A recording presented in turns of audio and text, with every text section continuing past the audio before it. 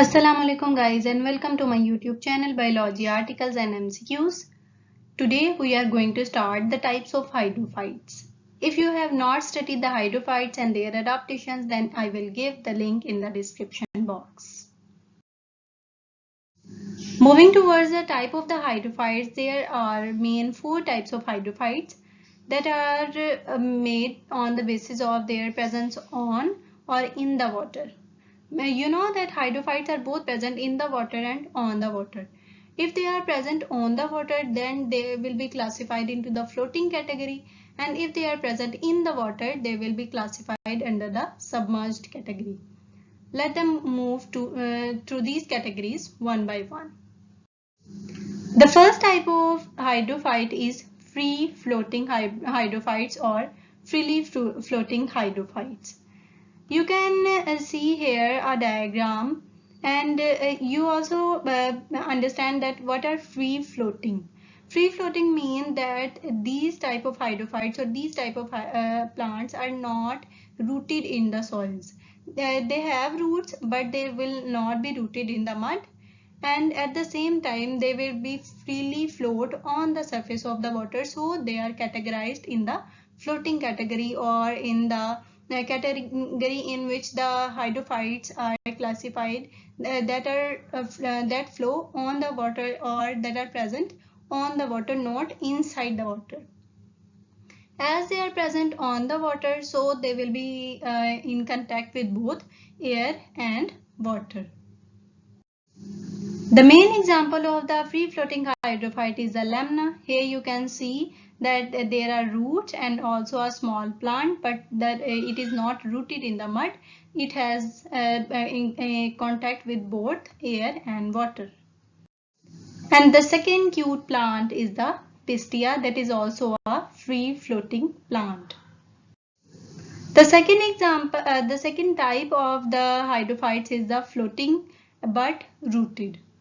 You can understand by its name that these plants can float on the water, on the surface of water, but this time they have roots, and these roots are also rooted in the mud, in the present or the soil.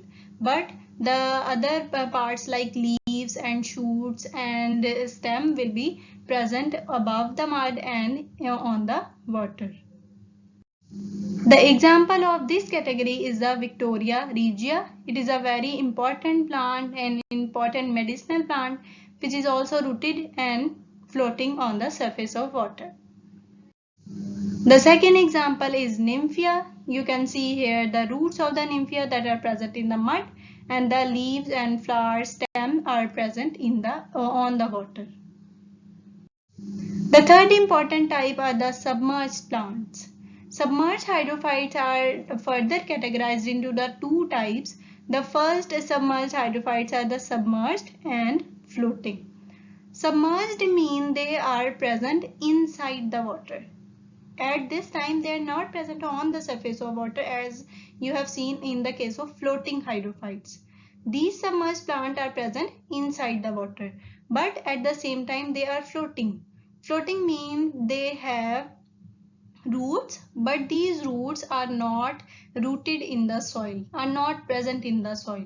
So these type of plants are present inside the water, at the same time they are floating in the water, and they don't have any contact with the air. Important example you can see here is Najas. Najas is present inside the water and also floating. The second example is Ceratophyllum. You can see here this plant is present in the water, and you can't see any mud in which its roots are rooted. The second type of the submerged plants or submerged hydrophytes are submerged, but in this case they are also rooted.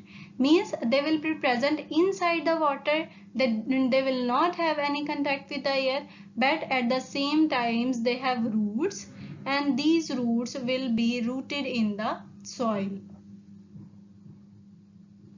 The important example is the hydrilla. You can see here this plant is present in the water, and you can see here the roots of the hydrilla plant, and these roots are also rooted in the mud.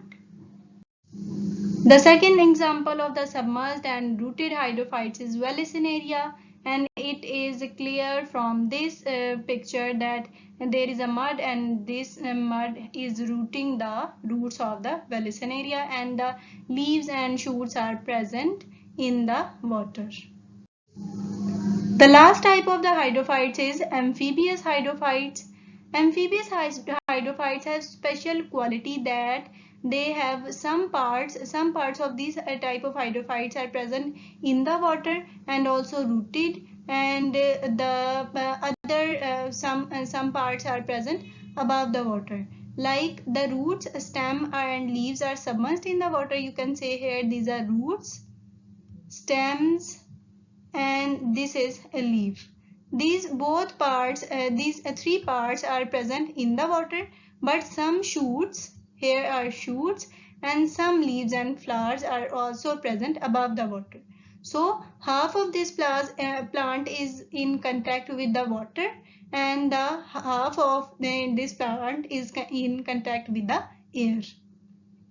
The example of this special type of hydrophyte is typha. You can see here the roots are rooted in the soil, and the some of the shoots are in contact with the air. And the second example is a Sagittaria, and Sagittaria also have roots which are present in the water and shoots that are in contact with the air.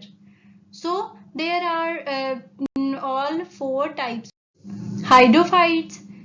And this topic is now completed here. Here is today's question. Read this question carefully, and you have to answer this question in the comment box.